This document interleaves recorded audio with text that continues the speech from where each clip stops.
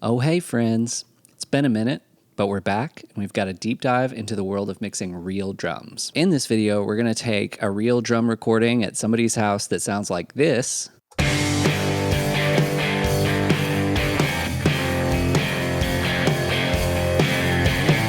and we're going to get it to sound like this.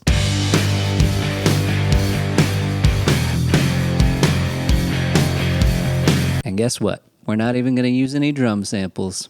Booyah. So I had a friend of a friend reach out that they were having some issues with mixing drums that they recorded at their house. I had them send over the session, and then I made this video that talks about the actual mix moves that I would make on the drums, but it also talks about how I would approach working with real drums in a way that you can make your own. The artist is named Rival Youths, which I always want to say Rival Youths. Everybody say thank you to them for letting us use their song as an example, and I've got links for them down in the description below. Okay, listen, this is a long video. It's a deep dive, but there are plenty of chapter markers in the description, so you can jump around and watch just the parts that you think are super important. I would recommend watching the whole thing, but that's just me. Okay, last thing. If you don't know already, I make these videos when I have time, but most of the time I'm helping artists finish their songs with mixing and mastering. I'm in the top 1% most streamed mixing and mastering engineers in the world, and I love to help people finish their songs. So if that's something you're interested in, there's a link down in the description you can click on. You can get in touch with me directly and we can talk about that. All right. Let's get into this drum deep dive. I suggest, throw on some headphones, put it on the good speakers, whatever. Grab yourself a little beverage. I'm drinking a non-alcoholic margarita mocktail, and it's really just lime juice and sugar and orange juice, I think. But they got me at the grocery store with the marketing. Anyways, it tastes good. So I'm going to play you just the instrumental of the way they had drums mixed after they recorded them. We're going to start there. I'm going to show you they did it with and without samples. So I'm going to show you in context, and then I'm going to show you in solo. So let's start there. Here is their song with no samples added, their original drum mix into the song.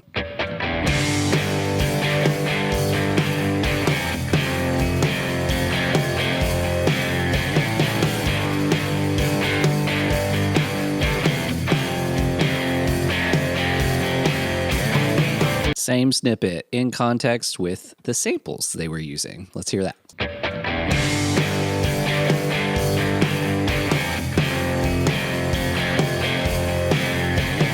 Okay, for reference, here's their original drums soloed out with no samples. Let's take a listen to that so we kind of know our starting point. Same deal with the samples mixed in that they used. So you can really hear that sample and the snare in particular. And just like initial thoughts, I hear this and in context, it sort of feels like the drums are just kind of crowded. You don't really punch through the like dense guitars.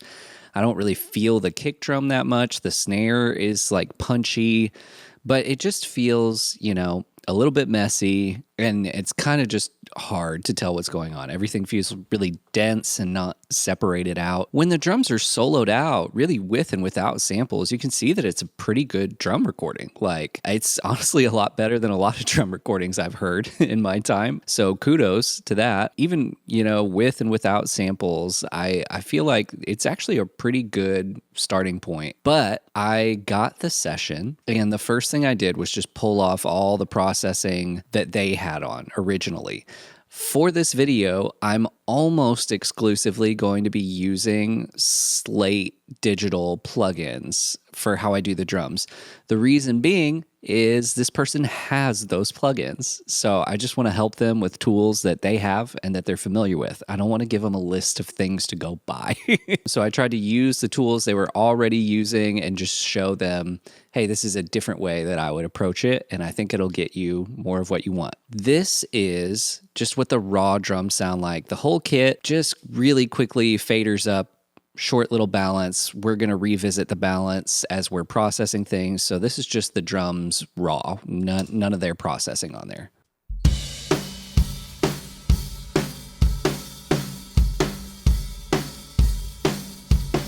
Not a bad place to start. as far as raw drums are concerned, especially raw drums, tracked, not in a studio necessarily. Let's go ahead and mute out everything. Normally, when I'm just first checking out drums, I will build up a balance from the kick to the snare to the overheads and rooms, and then I'll mix in, the toms, and I've got like a mid crush mic here. I'm going to start with the kick, and the first thing that we're going to do is just get familiar with what everything sounds like. And then we're going to do some basic phase checks. This is one of the easiest things that people mix is they just don't check the phase of their microphones against each other. This is not going to turn into a huge video on what phase is, mostly because I don't want to. Please don't make me. There's lots of videos about that. The important thing you need to know is like when you're picking up one source like drums with multiple microphones, all over the room at different distances, you hit one drum, it's going to hit all those microphones at a slightly different time, and that's going to combine together and cancel out some frequencies and emphasize other frequencies. That's what we call a phase relationship. A lot of people freak out about that. They're like, oh, the phase. And you know what? Phase is just whatever. It's a thing. You want to be in phase until you don't want to be in phase. You want it to be perfect until you don't want it to be perfect. What matters is that you're not getting in your own way of your intended result. So, for example, a really common one. There's two kick microphones, right? There's a kick in and a kick out. Usually people use the kick in mic to get kind of the snap and the attack of the drums. They use a kick out microphone to capture more of the body and the low end, and they let the air move a little bit more. If those two microphones do not have a good phase relationship with each other, your low end will just disappear. Okay? That is an example of something you should worry about because you probably want low end in your kick microphones. And if you have a bad phase relationship, there's no way to like EQ your way out of it. You can't just fix it by like, oh, well, I'll go back and boost the low end because it's literally canceling out. It's disappearing. Again, not going to get into the science of that, but I am going to show you how to just do a quick check and kind of how I think about it when I'm just going through real quick to make sure everything is adding up together the way that I want it to. So let's start. Let's just listen to the kick in microphone real quick. It's riveting stuff. Let me tell you what. It sounds like a kick in should sound. This one has that nice attack we're looking for. Let me solo out the kick out microphone so you can hear what that sounds like. So you can hear it. A lot more like boom to it, a lot more of the sub low end that you're going to look for. It even kind of sounds like overdriven in a nice way, but there's also a lot more bleed because it's just sitting outside a super loud drum kit. So that's something we're going to look at as we combine them together. Now let me play these two things at like roughly the same volume as each other together. So this is a great example of like why it's nice to have both of those mics. You get the nice clear attack from the in mic, you get the body and the oomph from the out mic. Let me show you. Let me turn on this virtual mix rack. We're going to use a lot of this particular plugin. This is just kind of like the Slate plugin shell where you can just create your own channel strip based on all of their different plugins. This trimmer has a little phase flip on it. So let me hit play on the kick drum real quick.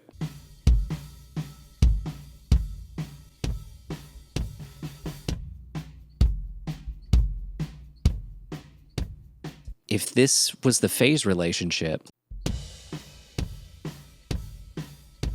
you're losing all of the low end punch. It's canceling out because the phase relationship is not great. The way I just check really fast is I flip it and I just check and make sure, like, does one have more low end? On something like this, it's really noticeable. When we get to like the overheads and the room mics, it's gonna get trickier. So we'll cover that when we get there. But for right now, we know that this phase relationship is good. So I would just balance the kick in against the kick out, and we're kind of moving through the balances fast at first. Checking the snare. I've got a top and a bottom mic. This is what the top mic sounds like. Plenty of hi-hat bleed like we all love. Here's the bottom mic by itself. All right, that's where we're going to get that chain rattle. We're going to get that ring. The ring is probably going to be more noticeable in the bottom mic, so it should be useful in this sense. But once again, we got to check our phase relationship between these two. So let me turn them both up together, and I'm going to start it with the phase normal and hit play. Where did the low end on the snare go? Listen without the bottom mic in. You got that like goo sound. And now listen with the bottom mic back in. Way thinner. Flip the phase. What's it sound like? That low end comes back, and then we're just going to balance it back in with the top.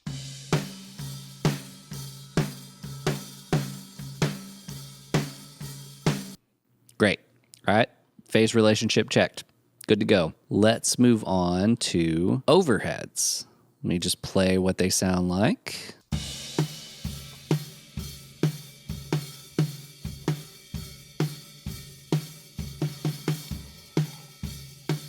Cool. One thing I did that you will note, I do not hard pan my overheads personally. You can, if you want to, obviously, do whatever you want. When I'm using real drums, I kind of like to make the image a little more narrow. One that just feels a little more realistic to me.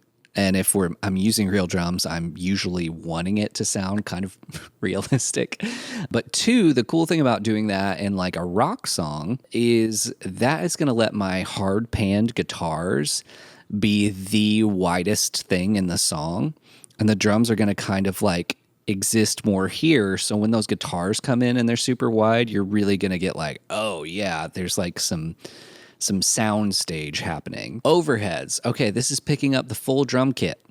There are lots of things about overheads, lots of approaches. Some people, swear by the drum sound where you use your overheads for most of your drums, and then you just barely bring in the close mics to supplement it. I find that can be a nice approach on like maybe singer-songwriter music, something a little more organic and less aggressive. That can be a really cool approach. Usually for like actual rock stuff, I tend to want the overheads more to give like a little bit of dimension and depth, but mostly to give me like the cymbals. That's what I want the most out of it most of the time in rock music. But because this is like just a microphone above a whole drum kit, we're going to get a ton of bleed where it's an everything microphone. In fact, one thing I should have said at the beginning of this, shame on me, is that when you're recording drums, every microphone is a whole kit drum microphone. Doesn't matter where you put it. The whole thing's a drum mic. Every mic's a drum mic.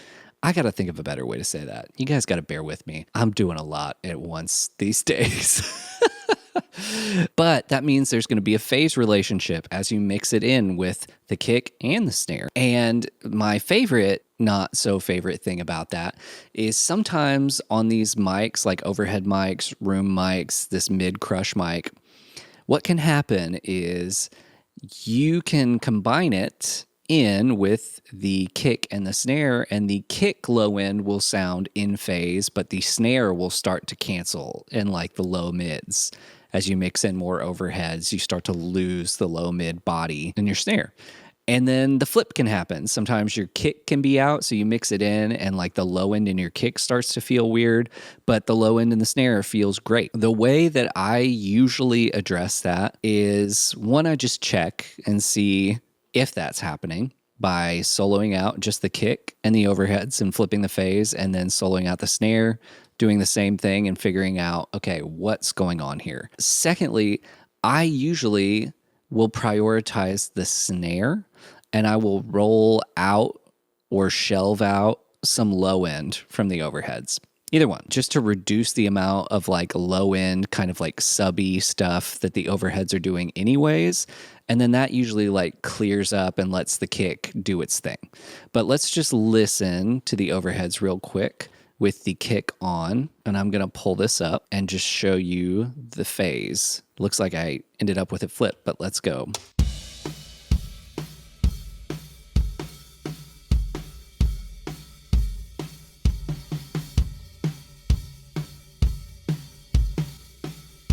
So when I go to 180 on the overheads, when I phase reverse it, flip it, the low end of the kick kind of goes away, right? It feels a little bit weird. Now let me mute the kick and show you the snare.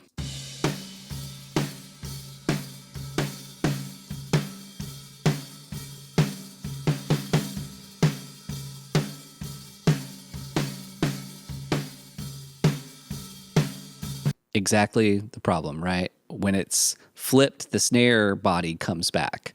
So what I will do, and you can see cheat sheet over here, is I'm going to emphasize the top end of these anyways to get more cymbals. And I'm going to roll out some of this super low end. It looks like I'm doing a massive cut actually at like 100 to just get that out of the way so that there's way less phase weirdness happening with the kick. And I'm getting what I need out of the overheads, which is this like crisp, bright, exciting, simple thing. So I'm going to leave it on 180 for now. Same deal. You can guess with the room mics. Snare sounds beefier. Same deal as with the overheads. And again, I believe I prioritized the snare in this and did a similar thing where I'm not getting much sub low end out of the kick. Just to show you also, this is the mid crush mic. This one I checked the phase on.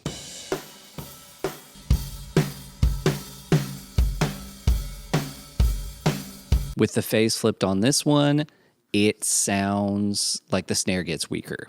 So that's our phase check, okay? I know that's a little tedious, but if you do not check these things, you are just going to be in a world of hurt when it comes time to actually process your drums. You're going to be fighting stuff and not understanding why, like, oh, I'm adding low end, but it doesn't seem to really change the low end.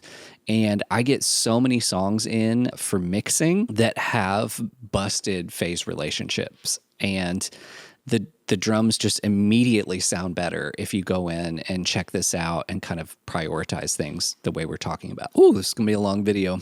I can feel it. I can feel the people in the comment section like, too long. Oh, but we're going to do it anyways. All right. Here we go. One note on the toms we haven't really talked about. It appears to me as though they went ahead and edited, like deleted any spots in the tom track where the toms weren't playing. So this is what they sound like. Yeah, they sound like toms. You hear some cymbals in there. That's a pretty common thing that people do. And if you only have a few tom hits in your song and you don't want like a ton of cymbal leakage to deal with, it works. I know there are some people that don't like that, but I don't care.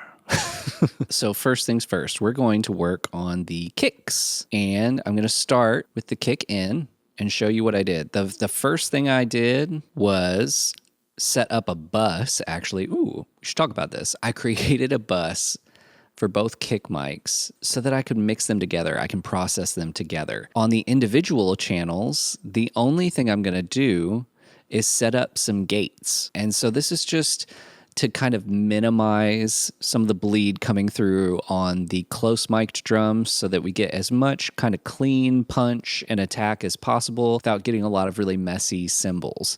Because we're going to get that cymbal excitement from the crush mic and from the overheads and from the rooms. So this gate actually in the virtual mix rack, at this like drum gate, there's two, I believe. So there's a classic and then there's one specifically made for drums. And this one is really good. I think it has just some really nice features for like really isolating close drums out. So let's set this up on the kick in first. Here it is off. Gate on. So I'm just using this transient detection, setting my threshold, and then I'm playing with the release time. I want to get, enough of the kick drum that it sounds natural, but not so much that like all the bleed comes in. So like here, it's like a really long release time.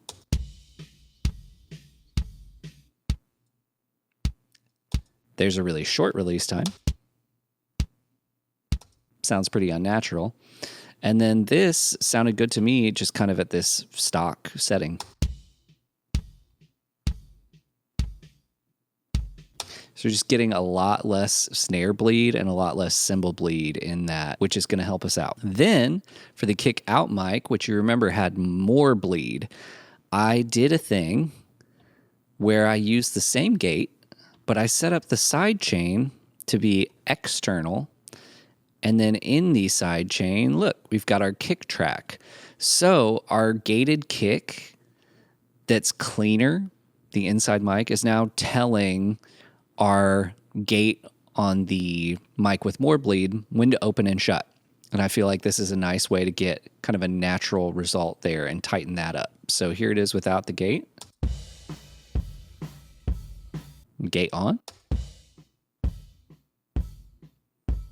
Again, we're just cleaning it up. I turned up the release on this D-bleed section, which is like a cool feature on this gate. We don't want to go super into it, but it will like kind of filter out some of the, I believe, higher frequencies so that you can turn the release up, but it will filter out kind of like some of the cymbal hash that usually comes in. It's a cool control. I'm pushing this longer to really let the like low end breathe on this outer mic because that's what we want it for. Okay. Just a reminder, here they are with the gates off. Back on. Okay, this is going to clean it up a lot, which means we're going to be able to be a little more aggressive with our processing without just turning the cymbals way up and turning the snare bleed way up. Having a little bit of snare bleed and cymbal bleed is going to be fine because this is rock and roll, one. And two, that's going to get soaked up by the room mics and the overhead mics. So you don't need to go try to get rid of all your bleed, but you do want to clean up what you can while still having things feel natural. So next, we're going to go to the kick processing. I know this looks like a lot, but it's actually not that much. It's kind of subtle, and we're just kind of adding, I'll break it down, we're adding some harmonics using these two things. We are doing a little tiny bit of compression and a small amount of transient designing. And then we're just doing a little EQ move, nothing too crazy. But let's start with the saturation. So if you are recording yourself at home, one of the things that you might struggle with is you maybe are just plugging straight into an interface, and most interfaces will just try to really capture a clean signal, like a clean starting point. There's nothing wrong with that. But most records, made in a studio or in a place with more upscale gear is going to get some natural color and saturation during the tracking process. And that does a lot of nice things for you. It shapes the EQ a little bit. It makes the sound more dense without compression even. It's adding harmonic content and flavor. So a lot of times you can really help yourself out by adding a little bit of that harmonic flavor in if you didn't have it when you were tracking. So to do that, I'm using this 73 preamp, which is just emulating, you guessed it, a Neve 1073. And then I'm also using this virtual mix bus, which emulates different consoles, and I'm doing the same thing with Neve. And I've got the drive turned up to 9. I'm going to turn them both, I'll turn them on one at a time, but you're really going to notice it together more. So here we go, off, just the two kick mics. Here's the Neve on. That's what happens if you dime it. So you can feel a little bit more low end weight. And then I'm going to cascade that straight into this like Neve console for the same type of thing. Here's that on. Off. And then both saturators off.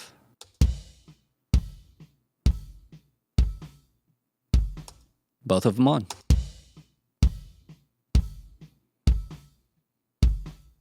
So that's just some gentle tone shaping. It's giving us a little more oomph in the low end, which Neve is pretty famous for. It also just kind of sounds to me like the drummer is like digging in and hitting harder. So that's all good. We're not going crazy over the top. We're not like blowing it out and distorting it. Can do that if you want to. I'm going to do distortion later on with some parallel processing. So this is just like emulating some of like what a normal tracking setup would be. The next thing that I'm going to add in is just some basic compression. This isn't like super dynamically uneven if you just look at the waveform, but we're going to use some compression to, again, just create some excitement, some energy, get things a little punchier, and just kind of make it feel more like, for lack of a better term. I love the distressor for this. And I love the hardware distressor. I love plugins of the distressor. I'm just a big fan of the distressor, especially on drums. Here is a distressor emulation that I think sounds great. I'm doing a pretty slow attack time because I want to emphasize the transient and let it through. Pretty fast release time. And I'm doing a 4-to-1 ratio. This is what it sounds like off. On.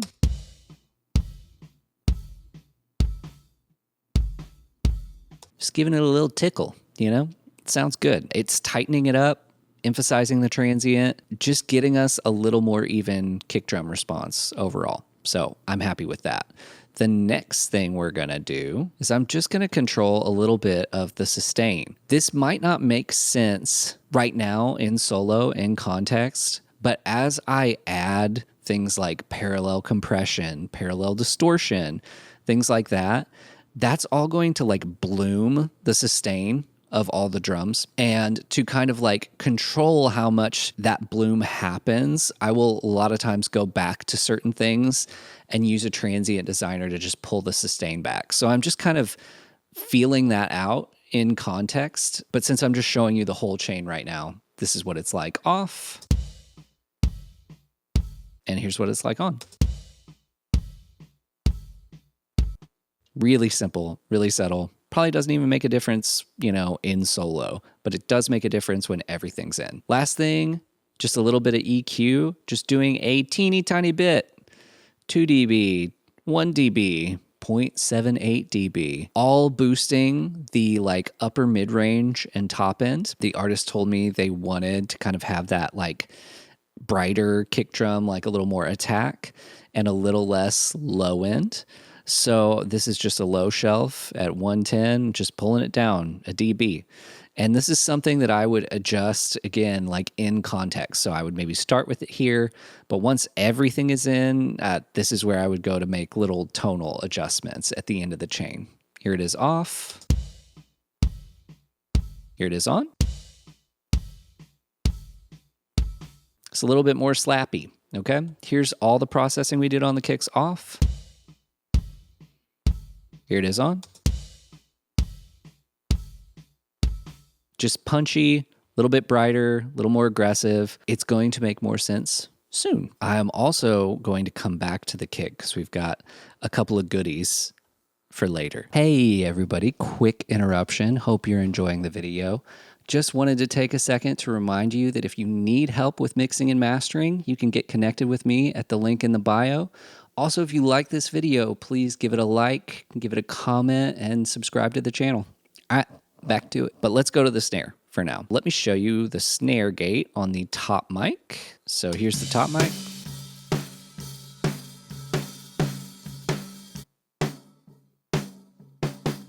Pretty good drum gate. You can really hear this deep bleed doing its thing because like you can sort of hear some of the filtered stuff happening. Like you can hear how the hi-hat gets filtered out back there. I think that's a really cool feature on this gate. If you're doing a lot of live drum stuff, I definitely think this is one worth checking out. So that's how I'm gating the top mic. Bottom mic, same deal. I'm using the external chain again, and I'm using the snare top to trigger the transient. And then this time I just threw in a little EQ and I boosted up the top end. So this is what they sound like together. And then with the EQ boost, just bringing out that chain a little bit when it hits. And then let's go to the snare bus. I did the same thing. I bust both mics together. We're going to process them together. This strategy should not come as a shock because it's very similar to what we did with the kick drum. So I just did a little 1073 again. Here's off, on, just a little bit thicker, nothing crazy. Distressor set up pretty similar. Got a little bit of distortion on this one. Here it is off again. Here it is on. It's just adding some cool tone and punch. And look, we're really not doing a ton of compression on it. Same deal. This was going to be added in context and with all the parallels in, so we'll get to it. But then I also have an EQ. This time I'm using like the API EQ, boosting a little bit of 7K. Years ago, I think it was Andrew Sheps, who I think is just a delightful human being and a very good mix engineer. He said something about like 7K being really nice on kicks and snares. And you know what? I think he's right. I think it is nice. So I'm cutting some of the like lower mid gunk, but then boosting around where the fundamental is. This is a pretty aggressive EQ. I'm really going for it here. So let's hear what it sounds like off. And on. So we're just getting things a little thicker, a little crisper. And it's really nice that our gates are doing all that work because I can boost the top end and it's really not getting messed up. And it's especially nice because then I went and added this Revival plugin, which is just like a harmonic exciter with two bands. It's got your thick band and a shimmer band. This was free a long time ago, and now I feel like Slate released Fresh Air for free, which I think is like kind of a meme at this point because people abuse it so much and just turn it up way too loud, put it on everything. I think Revival is actually a really nice little harmonic exciter, and it might still be free, honestly, but it sounds good. And so I just use it to bring a little bit of top end harmonics into the snare. Here it is off, on. Again, I would dial that in context of everything, like guitars on, bass on, all the drum mics on. This is something I would go back and adjust usually like at the end to be like, oh, I just want a little bit more brightness in the snare with everything going. Let's move on to the overheads. I'm going to show you what I did in solo. Same thing, just a little bit of this. The drive, I cranked a little more on the overheads. One thing about like saturating a preamp or saturating a tape machine, a lot of times that can help, depends on the preamp, but it can like smooth transients. And since like cymbals are so transient and so bright, a little bit of like smoothing of those transients can really make them sit nicely, especially if you're going to do what I did, which is EQ pretty aggressively after that. So here's the cymbals without any saturation. Here's it on.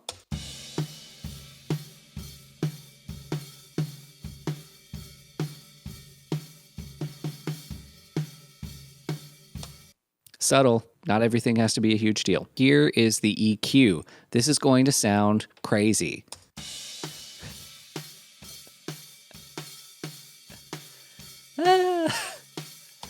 Oh man, sometimes things sound super crazy when you give them no context at all. But let me play the overheads in context with the kick and snare. Let me turn this EQ off. Okay, I know that this is going to be really dense, and I know that I mostly just want cymbals out of this. So let me turn the EQ back on.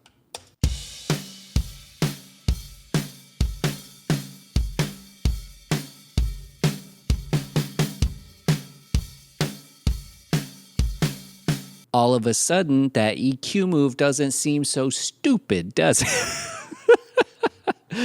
I would dial something like this in, like crazy like this, in context with the kick and the snare, because I know these other mics are going to be making up those frequencies that I'm cutting like crazy. So I would not just like solo out the overheads and be like, you know what, -10 on the low end.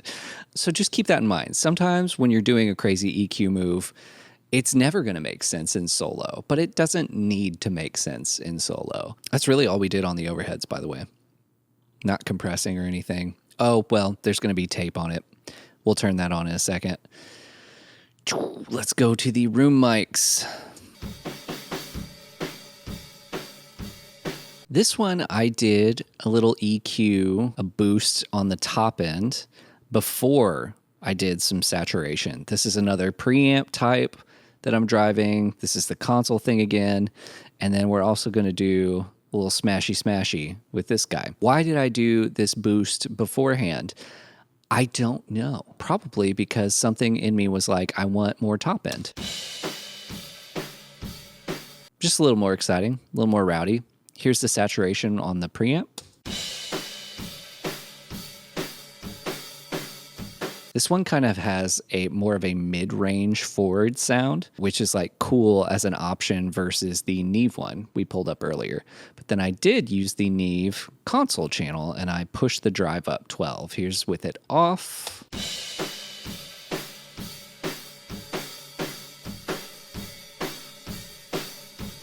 Warms it up a little bit. It's great. And then this is the big tone mover here, this guy. This is a plugin that is designed off of the 1176 all buttons in setting. It's just that all the time. And it's got some extra like high pass filter, high frequency detail, transient punch thing. But really the meat and potatoes of it is smashy, smash, smash. And then I am blending that in. So let me show you what it sounds like at 100%.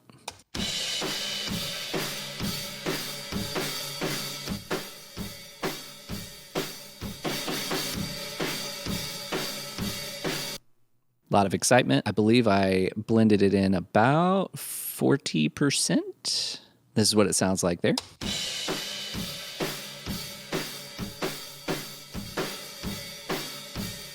So that's a super exciting sound. The cymbals sound alive. We're getting some of that like room ambience. And then I would just, blend that in to taste with all the mics in context. So like, here's the rooms off.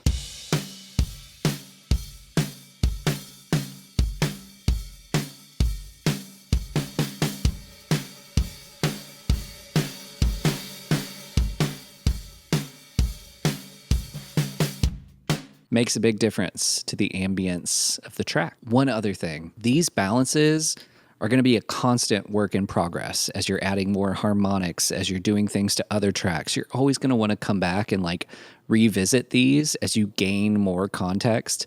So these levels that I'm setting things at, I think it's where I ended up or close to where I ended up after everything. And we don't have everything on yet. So if you're like, man, he left those rooms super quiet.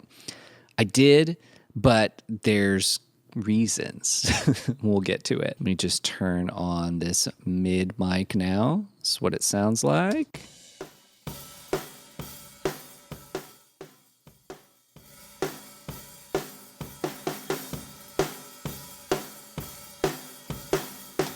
I love a good like mono crush mic, mid mic type thing. So we're going to do some fun sound design type stuff on this and then blend it in. First thing, we're using this mid-rangey preamp again to get some grit.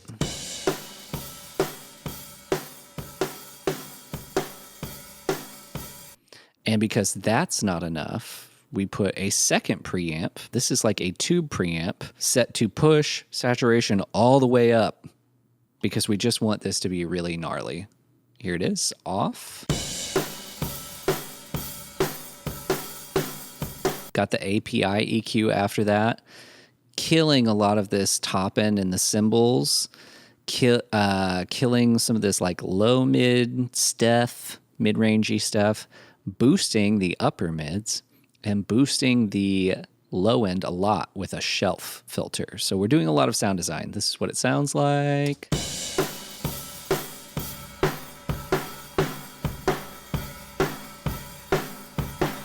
Last but not least, we're using this 401 VCA compressor. I think this might be modeled after like a DBX style VCA compressor. It kind of sounds like it to me, but I don't remember exactly what they modeled to make this one. But here's what it sounds like.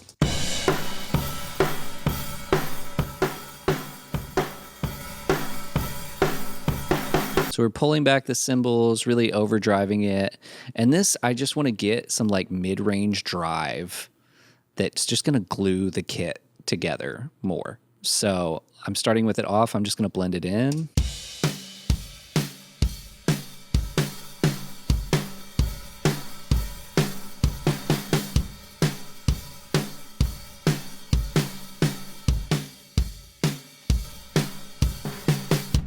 Cool. Let's turn the toms on. I did not do a lot of processing on the toms. Just did a little bit of sustain, a little bit of channel drive on the Neve channel, and then this Pultec EQ. I am boosting the low end. Let me just show you with all of that on. At this point, it looks like I'm boosting the attack and cutting the sustain a lot, but there's literally one hit in the whole song. Let me just show you soloed out. It's with it off. So exciting. It's with it on. Louder, brighter, whatever. Don't stress about it too much. Low toms. Same deal. Just blending that in. That's like a pretty huge boost, but I just wanted, the toms don't happen very often, and I just wanted to make them, you know, beefier. As opposed to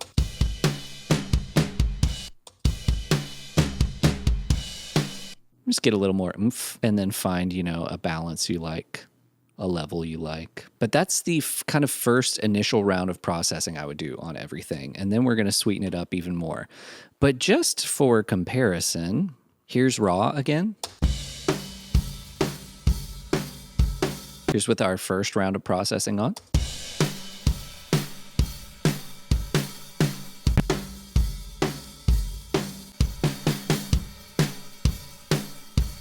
All right, a lot tighter, a lot more separated, a lot punchier, more control, headed in a great direction, okay? With really not that much going on yet. Oh, hi, me again, one more time.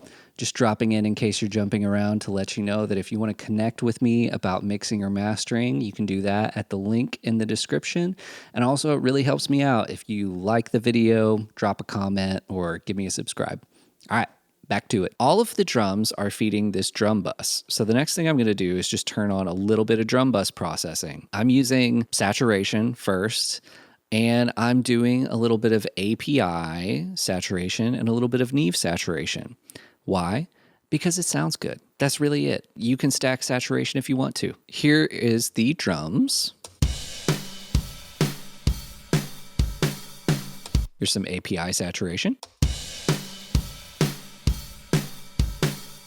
Sounds nice. Here's the Neve saturation off and then on.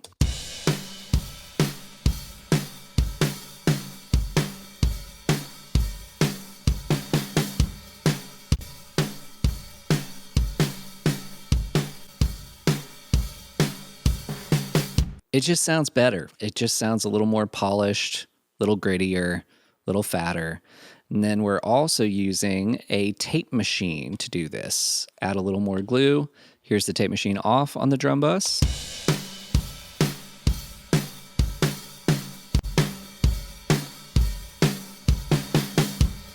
That's nice. I forgot that this tape machine plugin sounds really nice. So I just flipped these, the tape type, the machine type, the speed, until I found something that I thought fit with the tone, boosted the gain. It has a nice like coupled dealio here, so you aren't just getting louder and tricking yourself. It's super cool. If you look over here at the peak level, it barely goes up in peak level.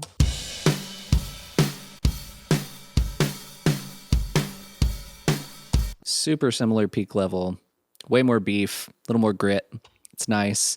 Since we're on to tape now, I also put tape on the overheads and the rooms, and I'm driving into it pretty hard, probably getting into the red. Let's see.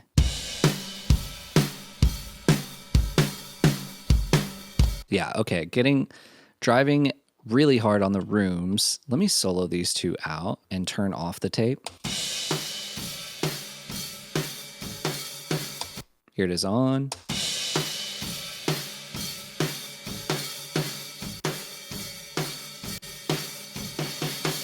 tape saturation can be really handy for smoothing out top end. And since the overheads and rooms can get kind of abrasive, adding a little bit of tape just adds some nice subtle smoothing without, changing the tone like crazy. So here's where we're at with the drums.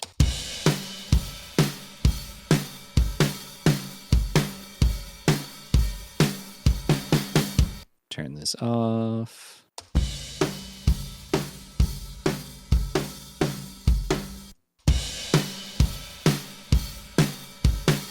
Really starting to add up, which is great.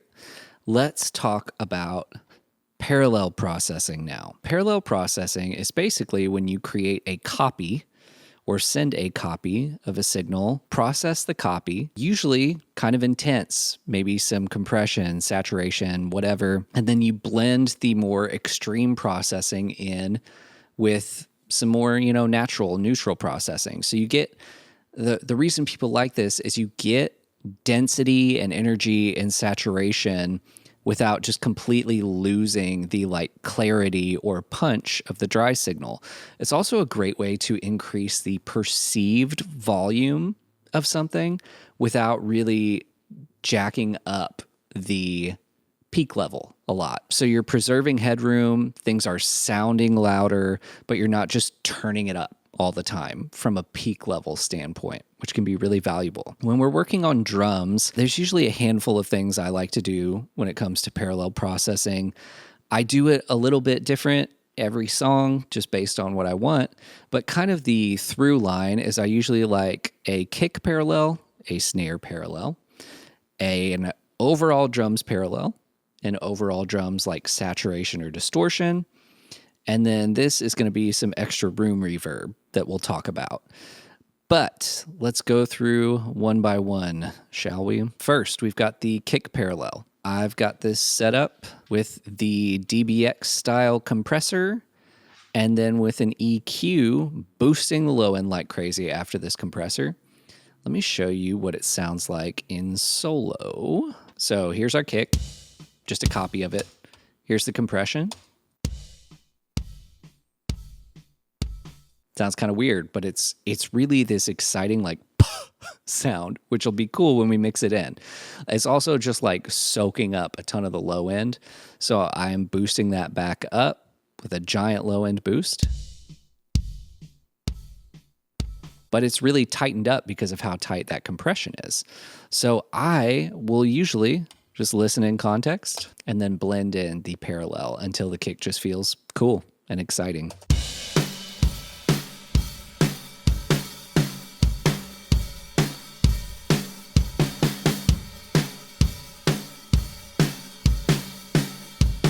So we're getting a little bit of a level boost, but the kick just sounds nice. It's pushed up front. It's exciting. And this is something, again, like the parallels, I will keep checking how much of that I'm using when I, have everything in context. Snare parallel setup, very similar to the compression settings on the kick, but this time we're boosting some top end and some bottom end. Let me solo it out. This is the copy of the snare. So snare, compression, EQ boost. Just a super compressed smiley face, but let's blend it in.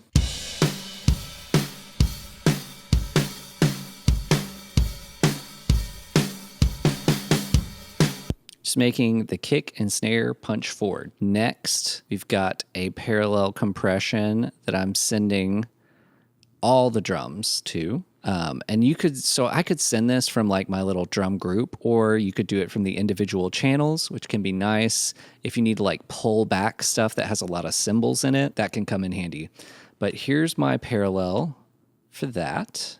Let me solo it out. Pull this up, turn off this tape machine. All right, so we're just doing some 1176 all buttons in smashy smash. Here's the drum kit. Here's the smashy smash. And if that's not enough for you,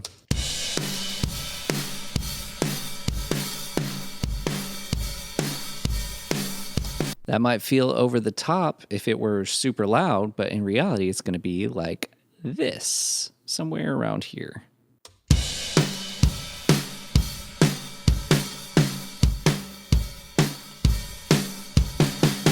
And to smooth out that top end and make it even more exciting, pushing this tape machine super hard.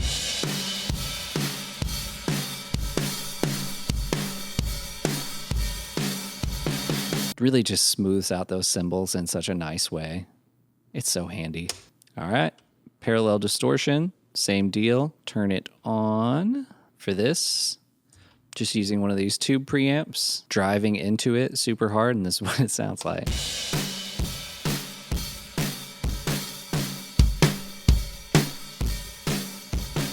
Just annihilating it. There's really all sorts of ways you can mangle stuff and mix it in. Just different flavors.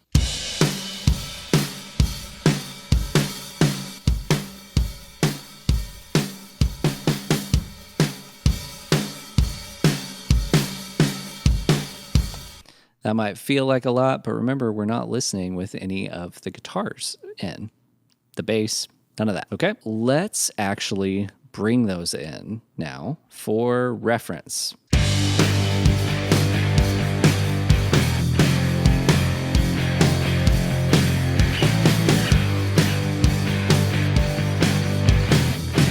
Cool. Let's listen to that same thing now with none of these parallels on. I'm going to start with them off and then pop them on, and I'll show it on the screen. But listen to how much they help the drums cut through really dense instrumentation.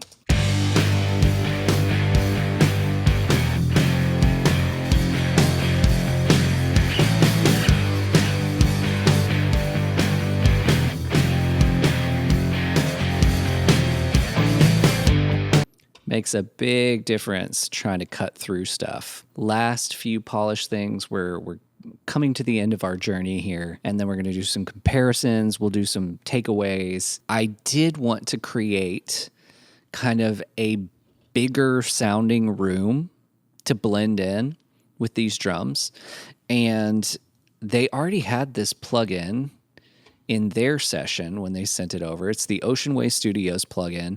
This is a super cool plugin by UA for this specific thing, like trying to put stuff into kind of a realistic space. They modeled this off of the Ocean Way Studios. You can choose the studio room and stuff, which is cool. I have it on reverb mode instead of re-mic mode. So now I'm sending just a little bit of pretty much everything to this room. What does that sound like? Let me solo it out.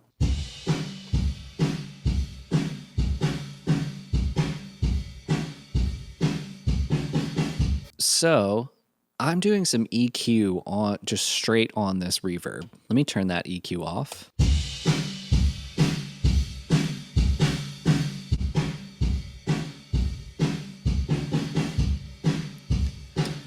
I really just kind of want the mid-range to be the main thing about this. So I just back down some low end and some top end. A little less cymbals, a little less boom.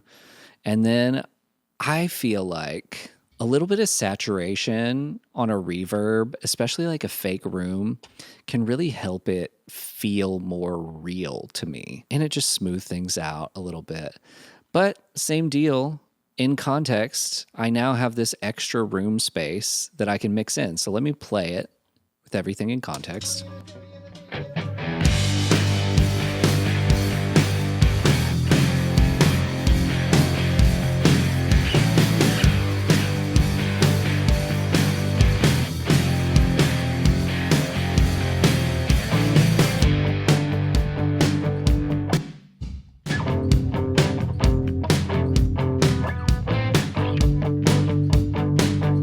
One final thing that we'll do here, just for a kicker, is just a little bit of compression on the whole song. This isn't really a video about that, but it does make a difference on your drum tone. So again, using this Slate virtual bus compressor rack, got the other two off. This is like an SSL bus compressor. Pretty unremarkable settings that I've got here. Just a slow attack, fastest release, 2-to-1 ratio, a little bit of high pass filter on the detector so that it's not just the kick overbearingly triggering the compressor. Little bit of makeup gain because I'm doing about 2 dB of reduction. This is what it sounds like on.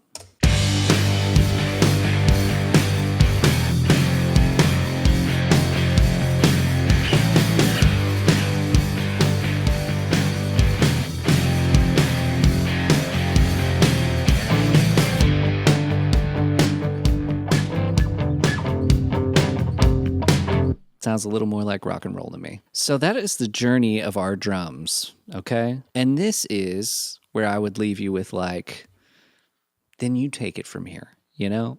All of this comes down to taste, what you like. Now that I kind of have everything in this state, this is when I would really listen in context and then go in and EQ things a little bit more, or maybe shave off some transients a little more. In fact, me saying that reminds me that I forgot this last thing, which is a little bit of clipping with this new bus clipper. I'm driving into it on the kick and the snare, but I have this constant gain monitoring thing on, so it's not just gaining a ton of level. I'm glad I remembered this because this makes a nice little difference. I'm just doing like a little bit of clipping and aggression on the kick, but listen to it off.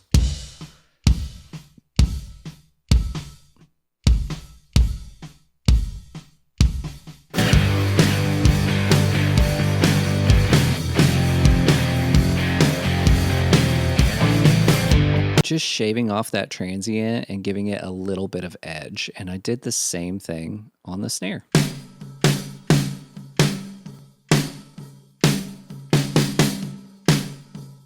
I also did this little cut after everything on the kick because when I added in all the parallels and stuff, I felt like the low mids built up a little too much. This is without samples.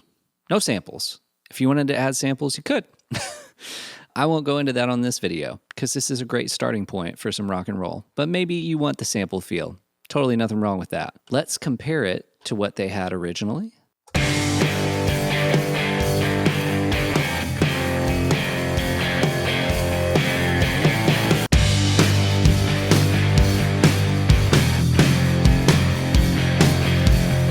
Guitars are panned and loud because I wanted them that way. This is a great starting point, I think. And then it's just adjusting it to taste. What are the big takeaways? Check your phase. Saturation, compression, EQ is like the whole ball game. It's really manipulating those tools. Everything else is just kind of extra.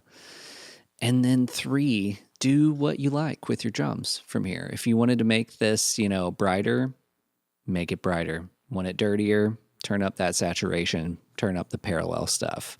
Want it cleaner? Turn that stuff down. You can really do just about anything from here. Anyways, I hope this was super helpful. I hope it was relaxing and enjoyable to watch. Maybe you sipped on a beverage. And I'm sure now I will put in some sort of proper outro. But if I decide not to do that in the editing process, go have some fun, mix some drums, make them sound good. All right?